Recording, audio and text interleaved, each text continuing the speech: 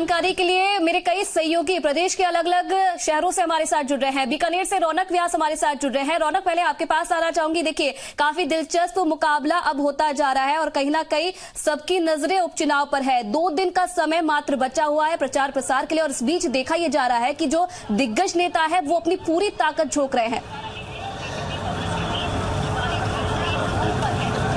जी बिल्कुल आयुषी, देखिए अगर बात करें सुजानगढ़ सीट की तो कहीं ना कहीं गर्मा गर्मी यहाँ पर अब देखने को मिल रही है, क्योंकि अब चुनाव प्रचार में भी बहुत कम समय रह गया है। 17 तारीख को वोटिंग होने, इन तमाम चीजों के बीच कांग्रेस के बड़े दिग्गज जो है वो यहाँ पहुंचना शुरू हो गया। आप देखिए कल देर शाम जिस तरह से वैभव गहलोत ने यहाँ पर नुक्कड़ सभाओं को संबोधित किया, साफ तौर पर प्रत्याशी के घर गए और कई बड़े मामलों पर खुलकर बातचीत करते हुए नजर आए। हालांकि उसके बाद अगर बात करूं, प्रताप सिंह खाचरियावास जो है कुछ ही देर में पहुंचने वाले हैं सुजानगढ़ और कई गांवों में सभाओं को संबोधित करेंगे। लेकिन इन तमाम चीजों के बीच एक बात जो है वो समझनी होगी, वो ये कि इस बार का सुजानगढ़ का चुनाव इसलिए बहुत महत्वपूर्ण दिखाई दे रहा है क्योंकि इस बार हनुमान बेनीवाल ने तीसरे मोर्चे के तौर पर आरएलपी से प्रत्याशी जो है वो उतार दिया। हनुमान बेनीवाल खुद जो है कुछ ही देर में सुजानगढ़ पहुंचेंगे, एक सभा को संबोधित करेंगे। लेकिन इन तमाम गणित के बीच कांग्रेस के उपाध्यक्ष गोविंद राम मेघवाल मेरे साथ मौजूद है। बात करता हूं सर, किस तरह से देख रहे हैं चुनाव को, क्योंकि इस बार का चुनाव पिछले कई चुनाव से अलग माना जा रहा है। एक मास्टर भंवरलाल हमेशा यहाँ से लड़ते रहे, लेकिन इस बार उनके बेटे को उतारा है,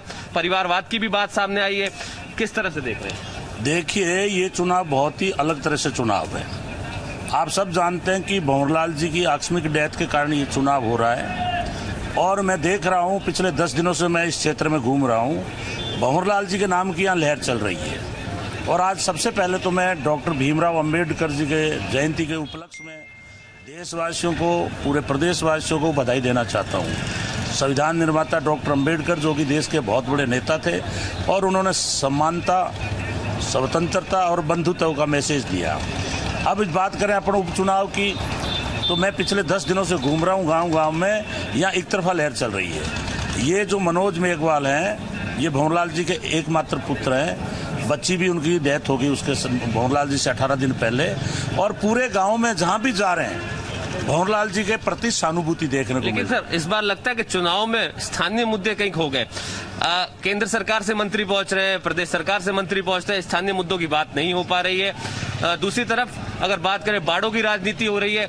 वसुंधरा राजे को कांग्रेस ज्यादा याद कर रही है बीजेपी से, किस तरह से देख रहे हैं? देखिए, भारतीय जनता पार्टी की आदत है कि ये कदावर नेताओं को साइड लाइन करना, ये इनके आरएसएस की पॉलिसी है। दूसरा, अभी जो दिल्ली के पास में किसान आंदोलन चल रहा है, जिसमें 400 किसानों की डेथ हो गई, कई गोलियों से, कहीं लाठीचार्ज से, कोई सुसाइड कर गए, तो वो आंदोलन भी पूरे देश में चल रहा है। अभी मैं गांव-गांव जा रहा हूँ, किसानों में बीजेपी के प्रति भयंकर नाराजगी है और बीजेपी के नेताओं की हालत है कि हरियाणा और पंजाब में तो वो मीटिंग तक नहीं कर सकते और उसका असर राजस्थान में भी है। लेकिन आरएलपी ने जिस तरह से कैंडिडेट उतारा है, तो वो कांग्रेस की बी टीम है कि बीजेपी की बी टीम है? देखिए, वो स्वतंत्र अपनी पार्टी है, वो लड़ाई लड़ रही है, हर जगह लड़ती है। मेरे सामने भी लड़े थे।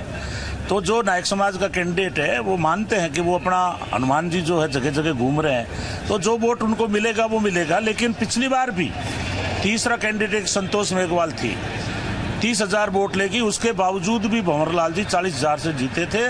और इस बार तो ये इसको, क्योंकि भंवरलाल जी की सहानुभूति, क्योंकि भंवरलाल जी ने 1,000 करोड़ रुपए की योजना लाकर यहाँ गांव-गांव में मीठा पानी दिया है। कई जगह इन्होंने सीएचसी बनाई है, पीएचसी बनाई है, रोड बनाई है, स्कूल ने तो बहुत ज्यादा दी है, क्योंकि वो पहले शिक्षा मंत्री भी रहे हैं। तो भंवरलाल जी के प्रति यहाँ का लोगों का जो है बहुत जबरदस्त जो है रुझान है, जो आप देखने को नहीं मिल रहा। लेकिन जब वोटिंग होगी तो जबरदस्त वोटिंग होगी, क्योंकि मैं बड़े बड़े गाँव में गया हूँ।